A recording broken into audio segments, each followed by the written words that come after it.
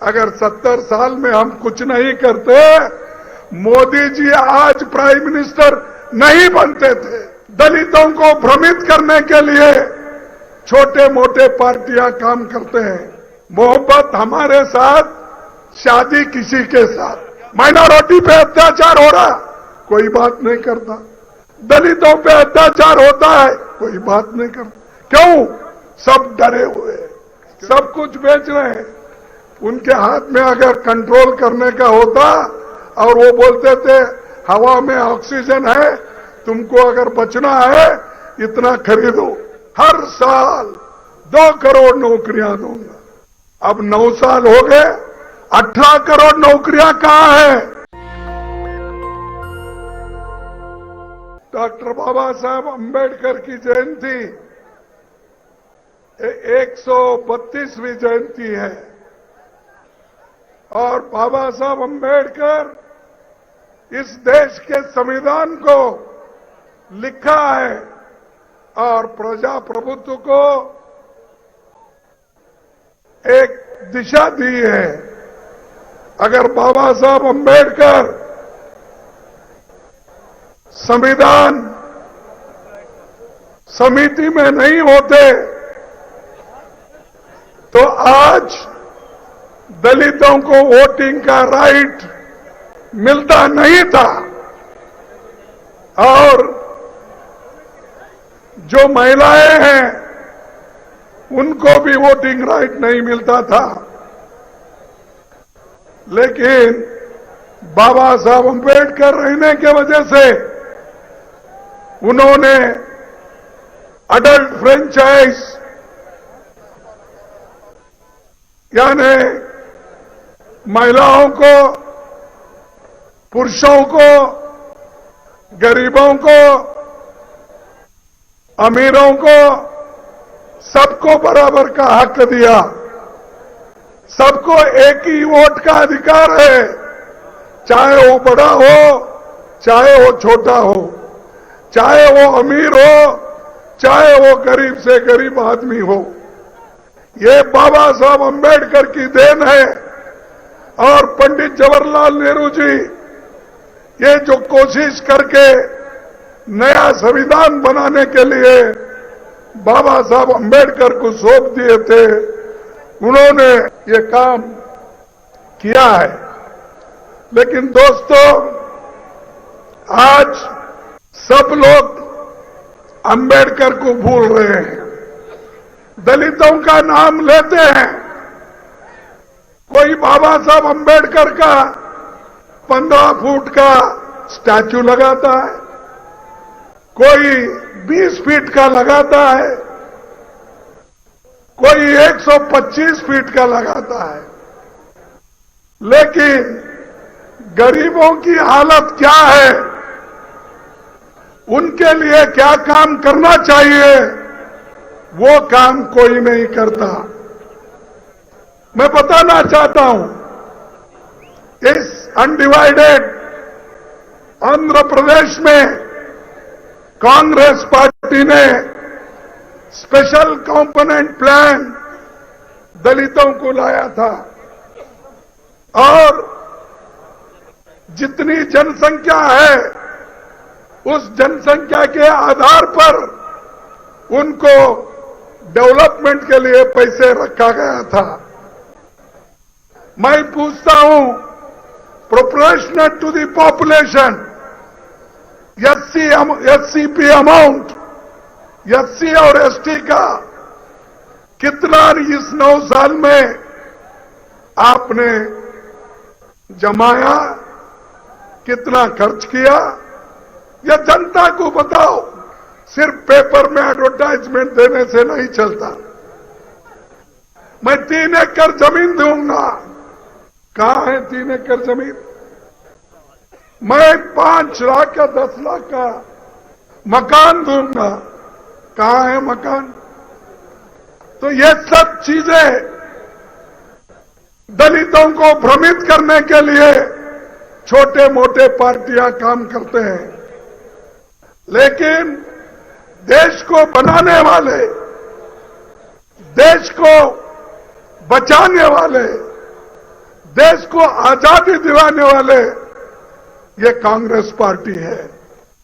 अगर कांग्रेस पार्टी नहीं होती, देश को आजादी जल्दी नहीं मिलती थी। महात्मा गांधी जी अपनी जान की परवाह न किए बिना उन्होंने आजादी दिलाई। जवाहरलाल नेहरू जी ने 14 साल जेल में रहकर आजादी दिलाई। वल्लभ भाई पटेल ने देश को एक बनाने में नेहरू जी का साथ दिया। सुभाष चंद्र ने किया। अरे बाकी के लोग जो कांग्रेस को गालियां देते हैं, जो कांग्रेस को क्रिटिसाइज करते हैं, तुम क्या करे? तुम्हारा कंट्रीब्यूशन क्या है? तुम कांग्रेस को सिर्फ गालियां देना का सीखे। मोदी भी वही बोलते हैं, कांग्रेस पार्टी 70 साल में क्या की। अगर 70 साल में हम कुछ नहीं करते, मोदी जी आज प्राइम मिनिस्टर नहीं बनते थे, शार्प होम मिनिस्टर नहीं बनते थे। जो कुछ हमने किया, बचाया, डेवलप किया, ये सब कांग्रेस की देन है। आज सिंगरेनी बहुत बड़ी पब्लिक सेक्टर फैक्ट्री, या पहले कम से कम 75,000 लोग काम करते थे। आज आहिस्ता आहिस्ता उस फैक्ट्री को खत्म करने के लिए एक तरफ मोदी और एक तरफ तेलंगाना सरकार एक हो गई है और कहते हैं हमारी गरीबों के साथ, हम गरीबों को चाहते हैं, गरीबों के लिए हम काम करते हैं। ये गरीबों के साथ ये ऐसा है, हमारे पास एक कहावत है, मोहब्बत हमारे साथ, शादी किसी के साथ। तो ऐसा ये लोग कर रहे हैं, गरीब का नाम लेते हैं, बहुत बात करते हैं, लेकिन अमीरों से शादी करके पूरा सत्यानाश कर रहे हैं। पूरा पब्लिक सेक्टर आज खत्म हुआ है। 75,000 लोग इस सिंगरानी कोल फैक्ट्री में काम करते थे, माइंस में, आज सिर्फ 40,000 लोग वहां है। सिर्फ 40,000, यानी आहिस्ता आहिस्ता 35,000 जॉब आज कम हो गए। किसके कम हो गए? वर्कर के, गरीब लोगों के, पिछड़े हुए लोगों के, दलितों के, उनके हो गए। लेकिन सरकार, यहां के सरकार को भी चिंता नहीं, मोदी को तो पहले से ही चिंता नहीं, क्योंकि पब्लिक सेक्टर कितने भी है, अमीरों को बेच रहे हैं। एक एक एक एयरपोर्ट बेच रहे, रोड पे टैक्स लगा रहे, पोर्ट बेच रहे, और अब एक बचा है कि हवा बेचने का एक बचा है। सब कुछ बेच रहे हैं। उनके हाथ में अगर कंट्रोल करने का होता और वो बोलते थे हवा में ऑक्सीजन है, तुमको अगर बचना है इतना खरीदो, और ये उनकी देन है। और हमेशा बीजेपी यही कहती है कि हम तो बहुत कुछ काम किए। क्या किए? अरे 201 फैक्ट्री को बेच रहे, HAL को बेच रहे, HMT को तो बेच रहे हैं, उसकी जमीन को बेच रहे हैं। जो पंडित जवाहरलाल नेहरू ने पंचवार्षिक योजना में बड़े बड़े फैक्ट्रियां डाले थे गरीबों को नौकरी देने के लिए, वो एक एक करके आप उसको बेच रहे हो। और जो आज उन्होंने पहले वायदा किया था, क्या वायदा किया था? उन्होंने कहा था मैं हर साल नौजवानों के लिए 2 करोड़ नौकरियां देता हूं। एक बोले क्या नहीं बोले? किसी ने? ये तो मोदी जी ने कहा, हमारे नौजवानों को हर साल 2 करोड़ नौकरियां दूंगा। अब 9 साल हो गए, 18 करोड़ नौकरियां कहां है बताओ? हर 100 नौकरियां छीन ले रहे। सरकार में 30 लाख वैकेंसीज है, सरकारी वैकेंसीज। जैसा आप सिंगरानी में 35,000, वैसा एजुकेशन में, पब्लिक सेक्टर में, रेलवे में, बीएसएफ में, हर जगह खाली है। और 30 लाख नौकरियां आज सरकार में खाली है, लेकिन मोदी उसको भर रहे नहीं। और राज्य सरकार में भी, यहां की जो सरकार है, स्टेट सरकार, वो भी भर रही नहीं, क्योंकि उनको वो नहीं होना, उनको सब इवेंट मैनेजमेंट होना, इवेंट करना, लोगों को जमाना, तकरीरें करना, घर को चले जाना। गरीबों के लिए क्या किया, कौन सा प्रोग्राम किए? मैं देखा हूं बहुत से लोग बहुत भाषण करते हैं, लेकिन हकीकत क्या है? इसीलिए बाबा साहब अम्बेडकर ने एक बात कही, देखो देश को बचाना है, डेमोक्रेसी को अगर बचाना है तो आप सब लोग एक होकर लड़ो, देश को बचाओ। अगर तुम्हारे हाथ से डेमोक्रेसी चले गई, संविधान चले गई, तो लोग कहीं डिक्टेटरशिप आ जाएगी। और ये आहिस्ता आहिस्ता मोदी जी डिक्टेटरशिप लाने की कोशिश कर रहे हैं। वहां बड़े डिक्टेटर या छोटे डिक्टेटर, और ये सब मिलकर देश के लिए आज कोई काम कर रहे नहीं, लेकिन भाषण बहुत अच्छा देते हैं, कहते हैं।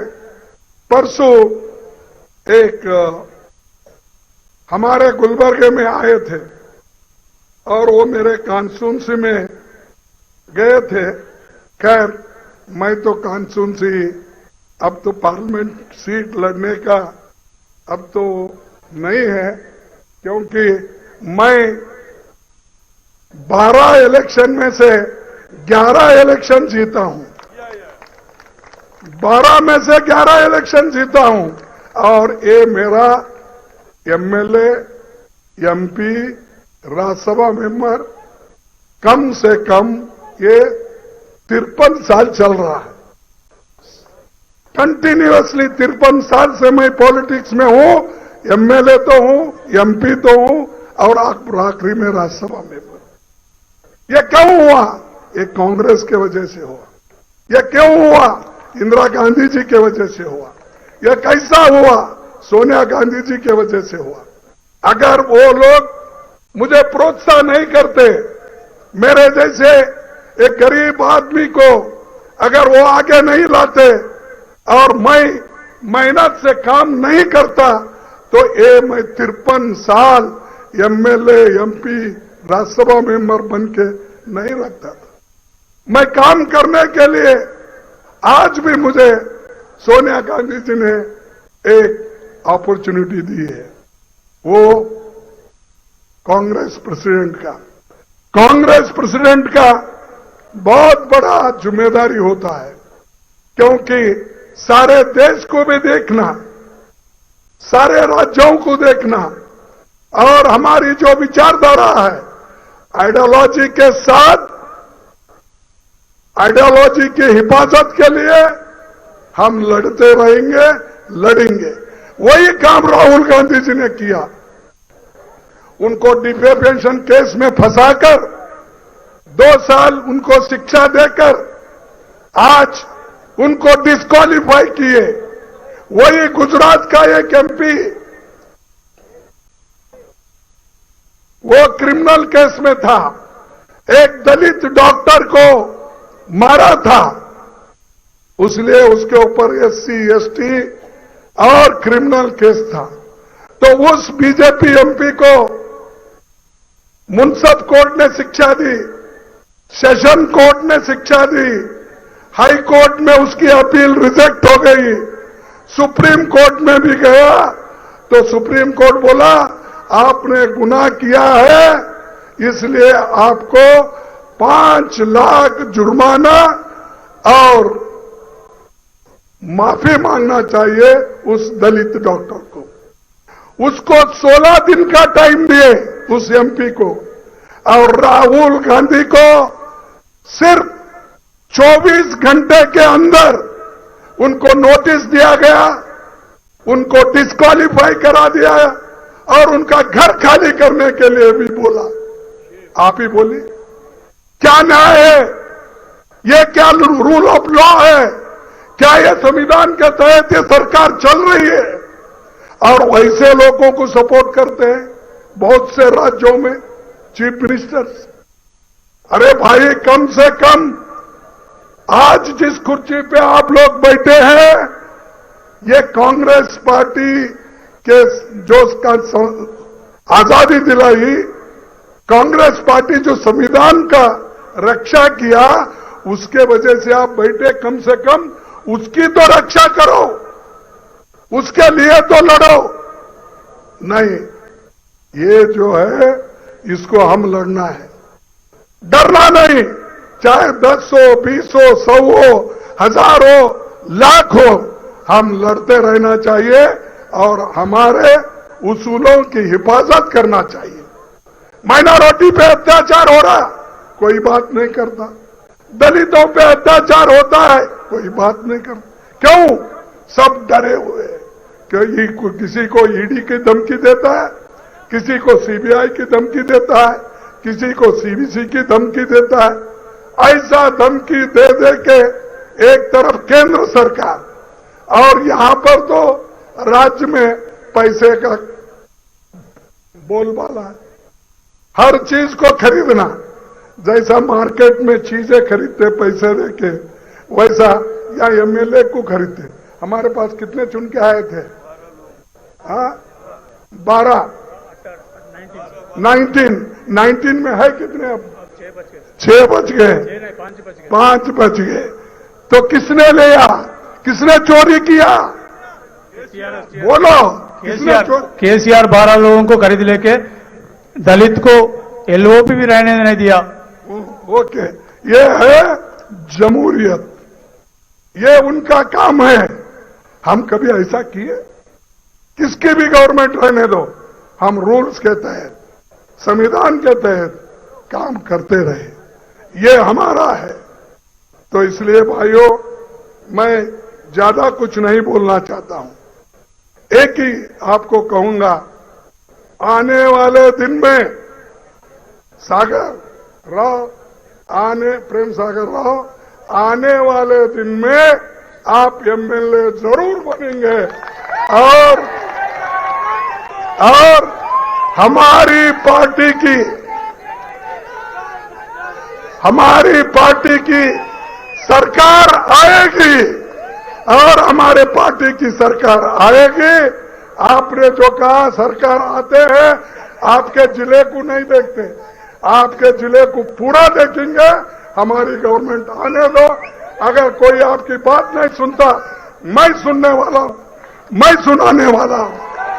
तो इसलिए हमारी पार्टी, सोचिए 9 महीने के बाद जो चुनाव होंगे, उस चुनाव में हमारी पार्टी अकेली लड़ेगी, हमारी जीत होगी और हम लड़ते रहेंगे। इसीलिए दोस्तों, आपको ज्यादा न कहते हुए सभी लोग मिलके एक होकर काम करें।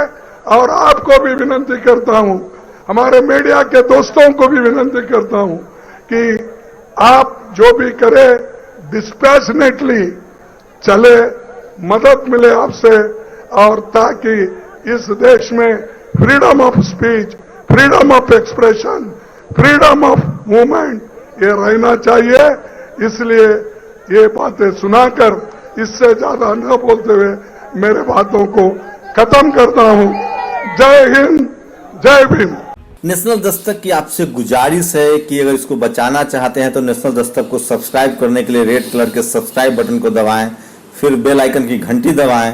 नेशनल दस्तक को बचाने के लिए बहुत जरूरी है कि हर खबर को शेयर करें, लाइक करें, कमेंट जरूर करें।